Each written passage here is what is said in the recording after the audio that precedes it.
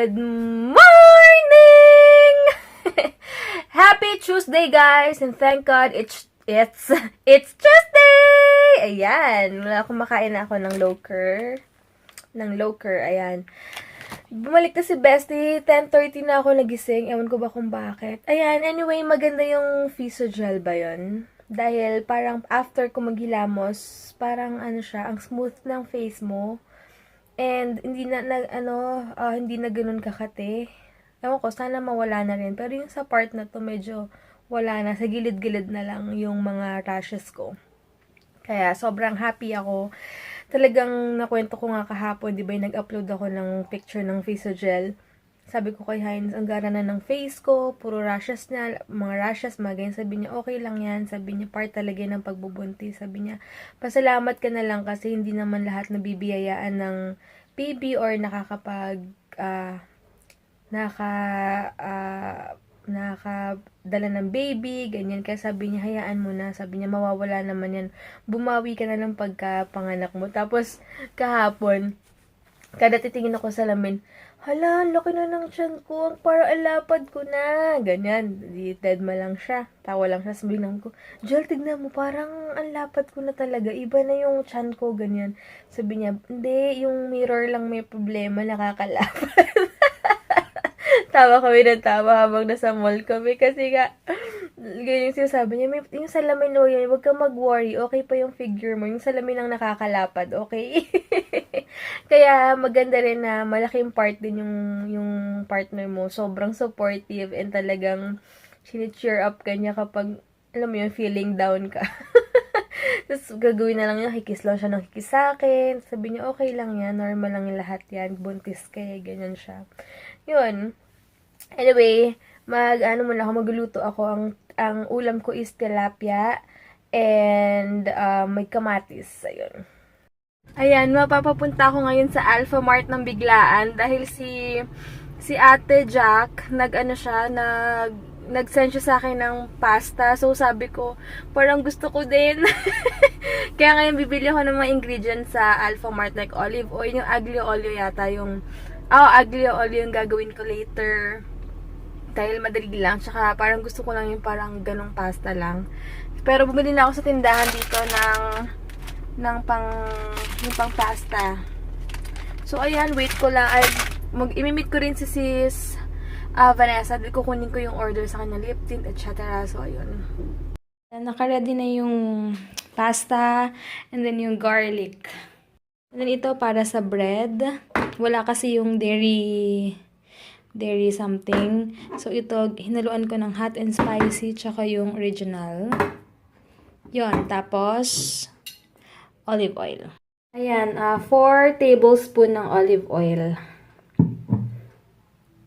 Ayan, super low fire lang. Tsaka lagay mo na yung garlic. Wag daw masyadong iba-brown. Basta, maamoy mo lang daw, okay na. Ayan, pag kumukulo na yung garlic, lagyan na yung tuna and then konting salt lang siya. Ayan.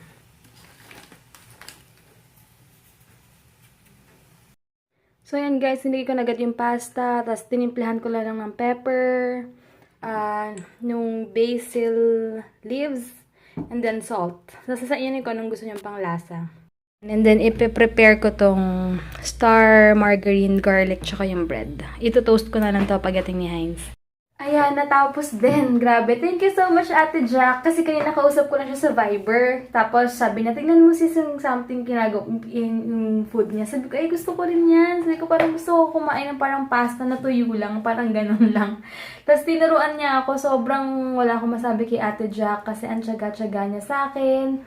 Talagang, teka lang, yung panty liner ko, nakaano talaga siya.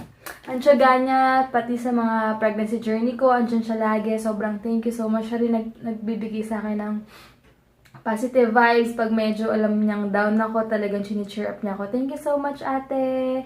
Ayan, nire-ready ko na yung bread.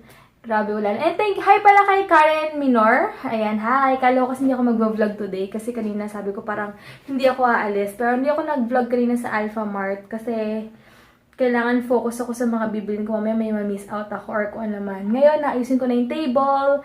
Tapos, pagdating ni Heinz, tsaka ko i-toast yung bread. Basta ayusin ko muna yung table.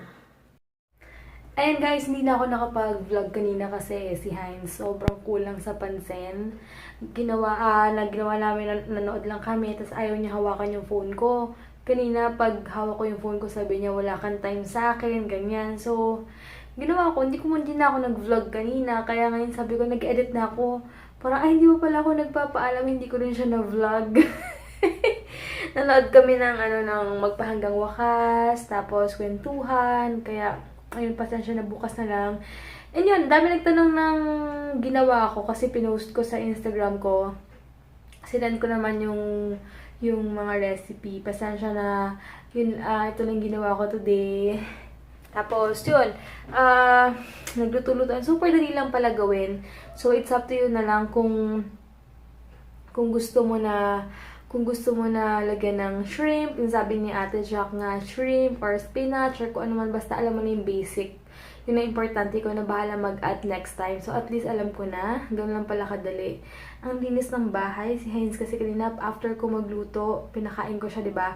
Sabi niya siya daw na lang maghuhugas ng mga pinggan, mga pinagkainan. So, nagulat ako. Pag siya talaga naglinis dito, sobrang linis talaga. Alam mo yung kahit wala namang nababawas na gamit, pero parang super linis, pati pagwalis-walis niya. Nakakatuwa. And, hi pala, Twinnie Abby ng Chloenista. Papadala niya ako ng turmeric soap. Sana hiyang kasi nga sa mga rashes ko. So far, so good naman yung Physiogel.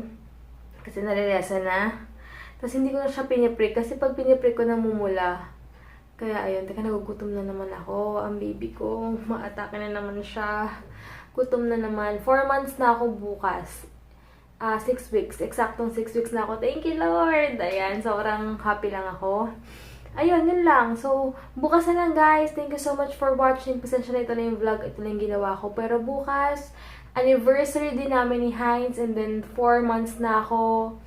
Bukas, magdi-dinner kami. Sana kinikrave ko pa yung yabo para dun kami kumain. Sana feel ko. And, thank God, nabawas-bawasan na yung pagsusuka ko. Basta kinakain ko yung gusto ko. Yun. Tapos yung natira pa lang pasta, gusto niyang baunin. So, binaon na lang. Hinayaan ko na lang. Magluto na lang ako next bukas or kung kailanman. So, yun lang. Good night, guys. Thank you so much. And hi sa mga bagong subscribers, sa viewers. Hi sa inyo. Sana mag-enjoy kayo sa aming simple na life. Ayun. So, bye.